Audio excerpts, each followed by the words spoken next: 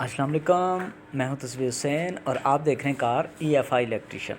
दोस्तों, आज की जो वीडियो है, इस वीडियो में हम ये जानेंगे कि हमारी गाड़ी में लगा हुआ जो AC है ये किस तरह से काम करता है, इसके मेन कंपोनेंट कौन कौन से होते हैं और कौन कौन सी मेन चीज़ें होती हैं और कौन कौन सी उसकी सपोर्टिंग चीज़ें होती हैं, जिसको साथ मिला के तो आपका एक AC मुकम्मल तरीके से काम करता है। आइए वीडियो शुरू करते हैं। दोस्तों, गाड़ी का जो AC है, इस AC में मुख्तलिफ़ चीज़ें जो कि जॉइंट करके आपस में एक दूसरे को कनेक्टिविटी फ्राहम करती हैं और उसके थ्रू हमारा एक AC कंप्लीट काम करता है। इसकी मेन पार्ट्स की बात करें तो सबसे पहले आ जाता है इसके अंदर गाड़ी का मेन कंप्रेसर के साथ इसकी लगी हुई होती हैं दो लाइनों के बाद आ जाता है इसका कंडेंसर के बाद जनाब इसमें आगे आपका लगा होता है रिसीवर ड्रायर, इसको फ़िल्टर भी कहते हैं। उसके बाद आपका आ जाता है head pressure switch, expansion valve भी कहते हैं, और उसके बाद आ जाता है इसमें एवापोरेटर। आप तफसीलन जानते हैं कि ये सारी चीज़ें कैसे काम करती हैं।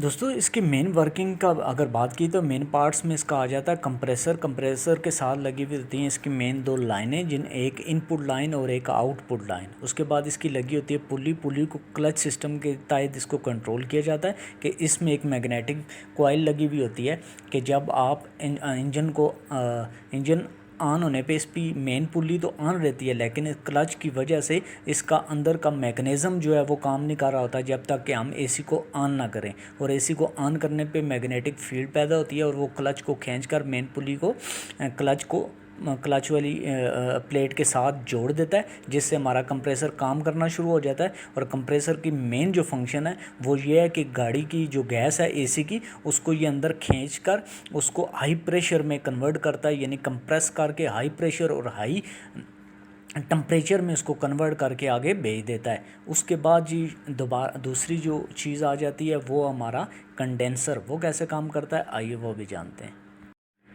तो जी कंप्रेसर जब कंप्रेस करके इस गैस को भेज देता है आपके कंडेंसर के अंदर, और कंडेंसर की क्वालिटी ये है कि ये उस गैस के कंप्रेस हुई गैस के प्रेशर और उसके टेम्परेचर को छेड़े बगैर इस गैस को लिक्विड फॉर्म में तब्दील कर देता है। और इसके बाद लगा होता है जी रिसीवर ड्रायर, जो कि फ़िल्टर भी आप उसको कह सकते हैं। ये तीन काम करता है। एक तो ये इस गैस को लिक्विड जो इसके अंदर आ रहा होता है उसको फ़िल्टर करता है। दूसरा ये काम ये करता है कि इसके अंदर मॉइस्चर अगर मौजूद है तो उसको अपने अंदर ऑब्ज़र्व कर लेता है। और तीसरा काम ये करता है कि जब आपका AC स्लो चल रहा हो उस टाइम ये स्टोरेज का भी काम करता है। उसके बाद जी अगला जो पार्ट इसमें लगा होता है वो होता है जी सेक्शन वाल्व, एक्सपेंशन वाल्व भी इसको कहते हैं।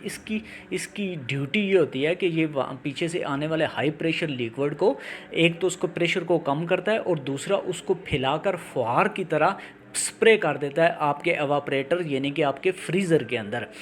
जब आपका ये सेक्शन वाल जो एक्सपेंशन वाल इसके अंदर स्प्रे करता है, वो गैस फैल जाती है तो वो बहुत ज़्यादा ठंडी हो जाती है और उसके पीछे लगी हुई मोटर जो कि ब्लोअर की है उसकी वजह से सारी गाड़ी में ठंडी हवा आना शुरू हो जाती है। तो इस तरह से काम करता है जी हमारी गाड़ी में AC।